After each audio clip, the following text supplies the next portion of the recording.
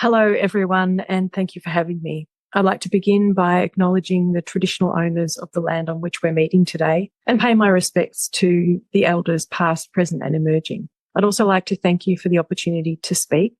I have been bedbound with ME/CFS for almost 10 years, and that means that I'm unable to attend events like this, and it's pretty rare for me to be given an opportunity to speak. Usually we're missing from these events completely, so thank you. And I'd also like to acknowledge the many people with ME/CFS who are listening to this from their beds and couches today. A little bit about me. So I first became ill in 1995 after a bout of glandular fever. I was housebound and really unwell for about 3.5 years. Then I was lucky enough that I had enough improvement that I was able to move out of home and build a career.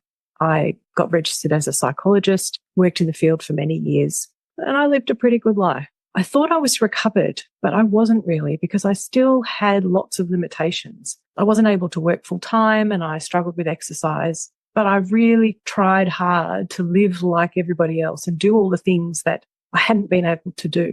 So I pushed myself. I got away with it for a long time, but then in 2013, I had a relapse. Then I became bedbound and was unable to look after myself. I ended up moving in with my retiree parents in the hope that maybe some real proper rest would help me get back on my feet. I planned to stay for 2 weeks. That was almost 10 years ago. But I never had anyone actually explain to me what the condition was. I didn't really understand it. I didn't know that I wasn't recovered, and I didn't realize the risks I was taking with my health every day. So today I want to tell you what I wish someone had said to me all those years ago. First, the phrase chronic fatigue is not only trivializing, but it perpetuates a misconception about the condition, namely that we're just tired and that it's temporary and treatable with exercise and a change in thinking. But actually, the core feature of ME/CFS is something called post-exertional malaise, or PEM. PEM is when all the symptoms that you have get worse after exertion. And by exertion, I don't mean rock climbing or running a marathon. I mean ordinary things like having a shower, reading a book, walking a short distance. PEM puts hard limits on what I can do every day. It's like having a body battery that doesn't charge properly and goes flat really quickly. If your body doesn't make energy properly, that affects all aspects of your life.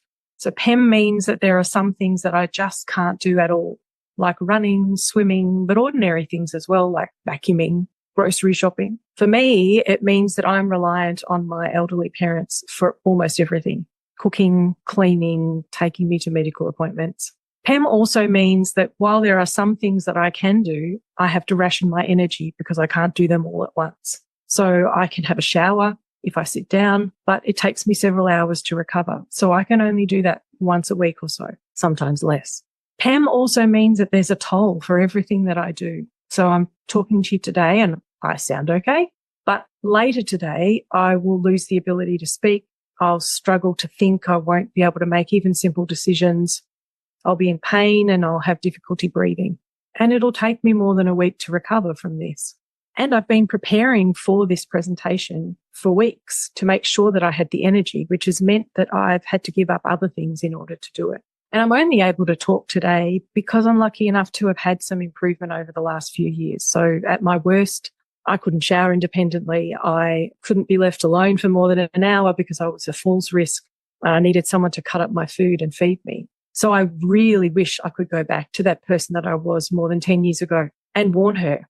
I wish someone had warned me. Maybe I could have avoided this relapse altogether. So it's heartbreaking for me when I see patients today in 2024 still struggling to get access to that accurate information and not being warned. It's sad that we still face stigma and disbelief, and that we so often are still harmed by medical providers who just don't understand the condition. So I'm really proud of the work that Emerge Australia is doing. The telehealth nurse service provides that accurate information to patients, making sure that they understand what PEM is and how to live safely within their energy limits.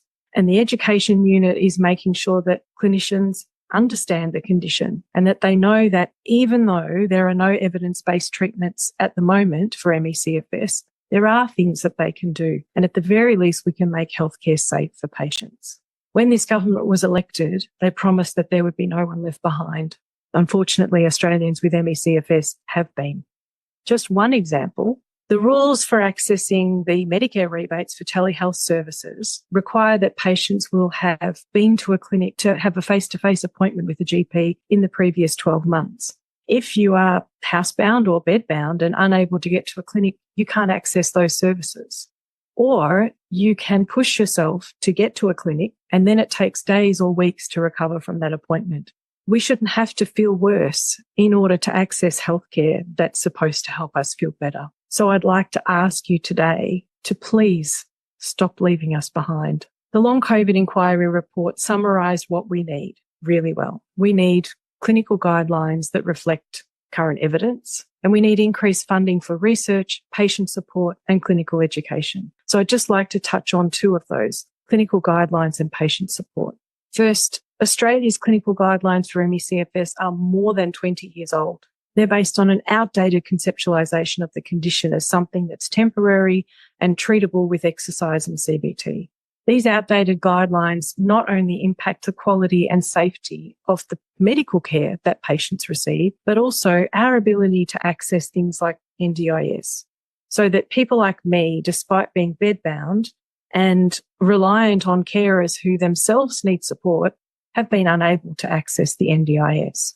5 years ago, NHMRC CEO agreed that we need new guidelines. 5 years later, we still have nothing. And second, patient support. Emerge Australia's telehealth nursing service is at capacity because the demand for this service is so strong, both from ME/CFS and long COVID patients. Expanding this service will allow it to reach more patients, but also to increase the range of services offered, including other allied health services like OT and physio. And it's one way to make a big impact in a short amount of time. Finally, I have been involved with the ME/CFS community for about 10 years, both as a patient and as an advocate. It's an incredibly knowledgeable, supportive and resilient community. So many people have invested their time and energy and risked their health to try to raise awareness and create change. So on behalf of all of them, I ask you, please hear us, believe us, and please help us. Thank you.